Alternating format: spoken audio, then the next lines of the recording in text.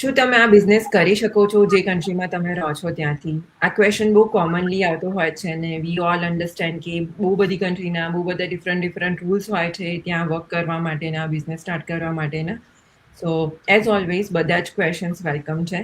અને જય શ્રી કૃષ્ણ તમને બંનેને, અને જે લોકો અમને જોઈ રહ્યા છે લાઈવ એ લોકોને. જય શ્રી કૃષ્ણ everybody. સો આજે અમે ડિસ્કસ કરીશું. આ બહુ ઇમ્પોર્ટન્ટ ટોપિક છે કેમ કે આપણે આ બિઝનેસ જેમ બધાને ખબર છે એમ લીગલ છે, બધું પેપરવર્ક લીગલી થાય છે, વી પે ટેક્સીસ ઓન ઇટ. સો બહુ ઇમ્પોર્ટન્ટ વસ્તુ એ છે કે આપણે જોઈએ કે તમારું જે લોકો ઇન્ક્વાયરી કરી રહ્યા છે બિઝનેસની, એ લોકોને ઇન્ફોર્મેશન કરેક્ટ વેમાં મળે કે આ જ્યારે લીગલ બિઝનેસ છે, so you need to have a legal right to work.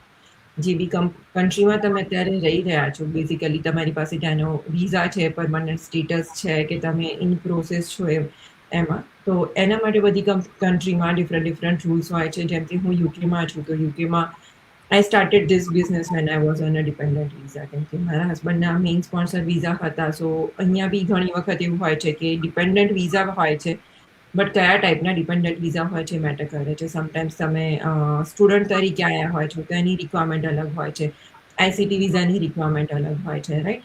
સો જે તમે કન્ટ્રીમાં તમે બિઝનેસ માટેનું વિચારી રહ્યા છો, એ જગ્યાએ તમે કન્ફ્યુઝનમાં છો કે તમે આ બિઝનેસ કરી શકો છો કે નહીં. તો first of all clear way છે કે તમે કોઈ ઇમિગ્રેશન કન્સલ્ટન્ટને બી કન્સલ્ટ કરી શકો છો જો તમારા વિઝા ટાઈપ બહુ કોમ્પ્લિકેટેડ હોય તો. Because they are the first one કે એ લોકોને વધારે રિક્વાયરમેન્ટની કે અપકમિંગ ચેન્જીસ છે કે પાસ્ટમાં જે રૂલ્સ એપ્લિકેબલ થયેલા છે એના વિશે તમને ઇન્ફોર્મેશન તમને આપી શકે છે. સાથે સાથે જેમ કે હું યુકેમાં છું, so I am very sure about few things related to the UK કે યુકેમાં કયા ટાઈપના લોકો વર્ક કરી શકે છે, લાઈક કયા ટાઈપના વિઝા હોલ્ડર્સ વર્ક કરી શકે છે, કોણ નથી કરી શકતા. બિકોઝ આપણે એવી રીતે કોઈ દિવસ બિઝનેસ સ્ટાર્ટ કરવા માટે અમે કોઈને મેસેજ બી પાસ ઓન નથી કરતા કે અમે કોઈને પુશ બી નથી કરતા હોતા કોઈ દિવસ કે તમે ઇનલીગલ છો અને તમે બિઝનેસ સ્ટાર્ટ કરી દો. તમારી પાસે શ્યોરિટી ના હોય તો બી તમે બિઝનેસ સ્ટાર્ટ કરી દો, પછીનું પછી જોયું જશે, right? V always we want to make sure કે તમે લીગલી અલાઉડ છો એ કન્ટ્રીમાં વર્ક કરવા માટે. બિકોઝ અમે જે કન્ટ્રી જોડે જે કંપનીઝ જોડે એફિલિએટ કરેલું છે, કોલાબરેટ કરેલું છે, એ કંપનીઝ બી રિક્વાયરમેન્ટ માંગતી હોય છે that you have to prove કે તમે એ કન્ટ્રીમાં જ્યાંથી અપ્લાય કરો છો બિઝનેસ સ્ટાર્ટ કરવા માટે, ત્યાં તમે એલિજિબલ છો કે નહીં બિઝનેસ કરવા. Yeah, that's true. કોયુરીએ કીધું તેમ લીગલ સ્ટેટસ જોવે છે. અમેરિકામાં તમને સોશિયલ સિક્યુરિટી નંબર જોવે છે, બિકોઝ તા વગર એની લીગલ ડોક્યુમેન્ટ કંઈ થાય નહીં. પણ બીજું એ છે કે મને ઘણા બધા ક્વેશ્ચન એ પણ પૂછે છે કે હું યુએસએમાં ટ્રાવેલ કરું છું અમારા કિડ સાથે રહેવા, પણ ઇન્ડિયામાં બેઝ છે, તો ઇન્ડિયાથી પણ તમાથી આ બિઝનેસ ચાલુ કરી શકાય છે. લાઈક તમે સ્ટાર્ટ કરો બધું પેપર વર્ક ઇન ઇન્ડિયા, ને તો પણ તમે અહીંયા યુએસએ આવે ત્યારે you can continue doing the business because this is world wide business. પણ જ્યાં રજિસ્ટર તમે બિઝનેસ કરો ત્યાં જ તમારે ઇન્કમ પણ આવે ને ટેક્સ પણ ત્યાં જ ભરવાનું હોય. સો દેટ્સ એ મેઇન છે કે બધું આ લીગલ છે, એટલે ટેક્સ ડોક્યુમેન્ટને પણ સેમ કન્ટ્રીમાં કરવા પડે. સો યા.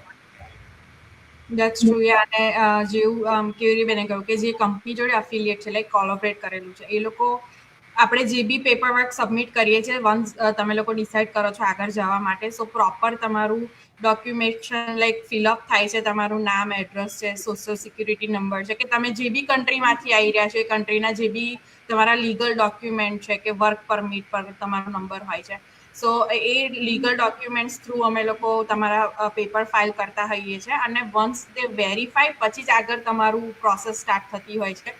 વેરિફિકેશનમાં કંઈ બી આગુ પાછું હોય તો પણ એ લોકો ડાયરેક્ટ કોન્ટેક્ટ કરીને એ જે રિક્વાયરમેન્ટ્સ છે એને તમારે ફોલોઅપ કરવી પડતી હોય છે. અને જો એ લોકો વેરીફાઈ ના કરી શકે તો એ સ્ટેટ તમને ના કહી દેશે, અને દેટ ઇઝ ધ રીઝન કે આ બિઝનેસ લીગલ છે. એ તમને પ્રૂવ બી કરી રહ્યું છે કે લીગલ બિઝનેસ છે ને લીગલ ડોક્યુમેન્ટ વગર તમે આગળ નથી જઈ શકતા. અને જે બી તમે પ્રોવાઈડ કરી રહ્યા છો એના તમે લાઈક તમે જાતે જવાબદાર છો, રાઈટ? સો ડેફિનેટલી જે બી તમે આપી રહ્યા છો એ સમટાઈમ એવું થતું હોય છે કે કોઈ એવું કંઈક મરજોડ છે અને છેક સુધી આગળ જાય ને પછી ખબર પડે ના મારા જોડે આ નંબર તો નહોતો, એવું થઈ જાય. સો એ ટાઈમે એવું થાય કે તમારો બી ટાઈમ તમે બગાડ્યો, જોડે જોડે અમારો બી ટાઈમ તમે બગાડ્યો, એવું થાય. સો એનાથી બેટર કે પહેલા તમે ટ્રાયલ તો કોઈ બી લઈ શકે છે, એમાં કોઈ બી એવું રિક્વાયરમેન્ટ નથી, પણ ટ્રાયલ પછી તમે આગળ જોડાવા માંગી રહ્યા છો તો ડેફિનેટલી દેર ઇઝ રિક્વાયરમેન્ટ. તમે જેવું કોઈ રીતના લાઈક બિઝનેસ કન્સલ્ટ, લાઈક કોઈ બી જે છે કે જે વિઝા કન્સલ્ટન્ટ કરી રહ્યું છે, તો તમે એને બી વેરીફાઈ કરી શકો છો.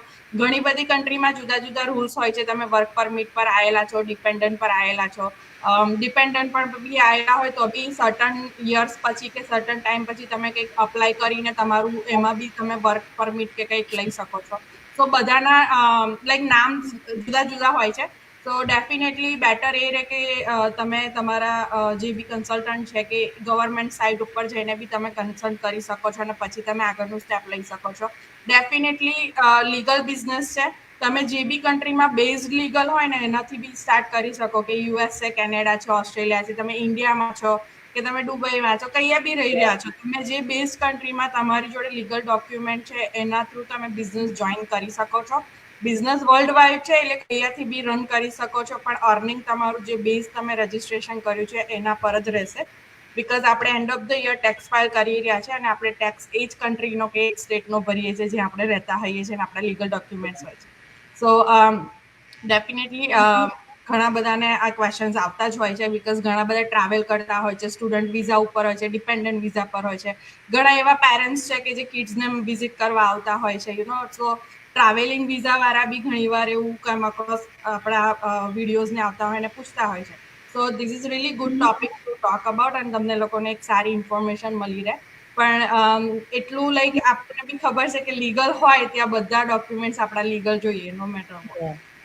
યા દેટ્સ ટ્રુ. અને રેખાબેને કીધા એ ટોપિક ઉપર I would like to focus કે આ બિઝનેસ બહુ સારી રીતે તમે સ્ટાર્ટ કરી શકો છો કોઈ બી કન્ટ્રીમાં જેમાં તમે લીગલી વર્ક કરવા માટે અલાઉડ છો, અને that's the beauty of this business કે તમને કોઈ રિસ્ટ્રિક્શન નથી હોતું.